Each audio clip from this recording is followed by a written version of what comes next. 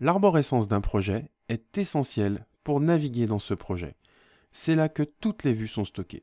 Certaines vont servir à travailler, d'autres à contrôler, et certaines ont vocation à être imprimées. Il est donc capital que tout cela soit très bien organisé. Sinon, on va perdre un temps considérable et on va avoir du mal à se retrouver dans son propre projet. On va voir comment s'y prendre. Si j'observe mon arborescence, je peux constater que ça ressemble à un explorateur Windows.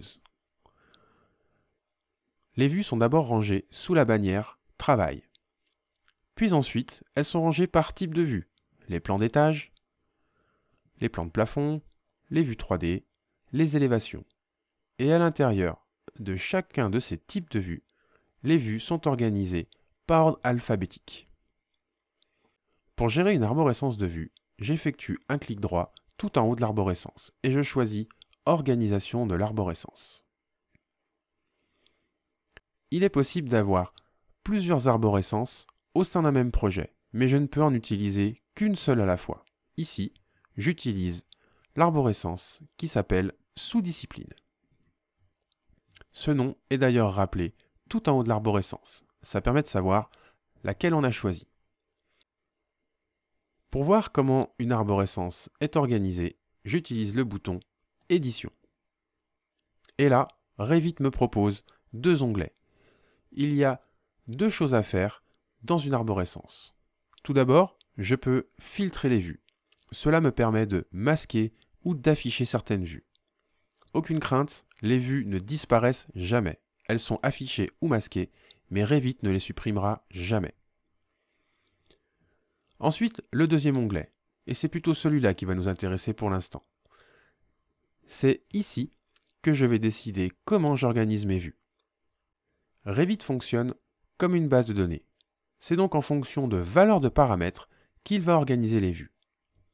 Dans cet exemple, les vues sont d'abord regroupées par sous-discipline, c'est-à-dire en fonction de ce qu'il y a écrit dans le paramètre sous-discipline, puis ensuite il les regroupe par famille, famille plan d'étage, famille plan de plafond, famille vue 3D, et enfin, il va trier les vues en fonction du nom de la vue et par ordre croissant, c'est-à-dire par ordre alphabétique. Je peux, si je le souhaite, créer ici une nouvelle organisation ou bien renommer une organisation existante. À l'aide de ce bouton, je pourrais supprimer certaines organisations. Si je regarde les propriétés de la vue niveau 0 Travail, voilà le paramètre sous-discipline. Attention à ne pas le confondre avec le paramètre discipline. Le paramètre sous-discipline n'est ni plus ni moins qu'un champ texte. Maintenant, imaginons que dans cette affaire, j'ai récolté le lot CVC et le lot plomberie. Il va donc falloir, à un moment donné, imprimer des plans de plomberie et des plans de CVC. Et les deux ne montreront pas les mêmes choses. Nous verrons plus tard les possibilités de masquage d'éléments dans les vues. Pour l'instant, il est important d'avoir une arborescence qui me permette d'avoir toutes ces différentes vues. Je vais commencer par dupliquer le niveau 0 Travail. Et ensuite, renommer cette vue pour en faire une vue de CVC.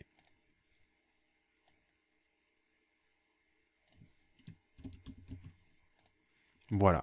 Pour l'instant, elle est toujours sous la bannière Travail. Rappelez-vous que c'est le paramètre sous-discipline dans cette organisation qui va gérer la position de ma vue. Je vais donc aller dans ce paramètre et pour cette vue, je vais écrire 02 CVC. Voilà, automatiquement, Revit a créé une nouvelle coche dans laquelle il est venu ranger la vue CVC. Il va donc falloir refaire ces opérations autant de fois que ce que j'ai besoin de créer de vues. Et là, vous vous dites que ce travail est long et fastidieux et qu'il va falloir le faire à chaque projet. Et c'est là qu'intervient le gabarit de projet. Je pense qu'il est important, dans un gabarit de projet, d'avoir une arborescence très complète pour tous les types de vues que vous pourriez utiliser. CVC, plomberie, fluides médicaux, électricité, etc., etc. Il est beaucoup plus simple au début d'un projet, d'éliminer les vues dont on n'a pas besoin, plutôt que de créer à chaque fois une arborescence.